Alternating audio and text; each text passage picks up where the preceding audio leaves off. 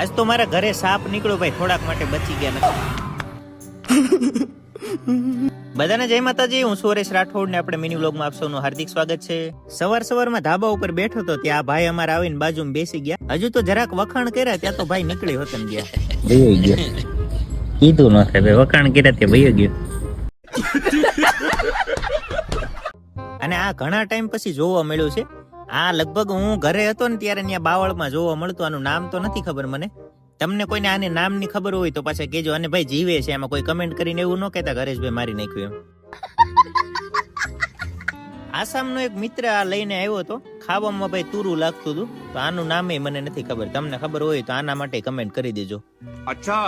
ને આજે થોડીક વાર ફ્રી હતો, એમાં મારા કપડા પડ્યા હતા એને ઇસ્ત્રી મારી દીધી છે. અહીંયા તો આપડા કલાકાર છે નહીં કે એને કહેવાય કે લ્યો થોડુંક કામ કરી દો એમ.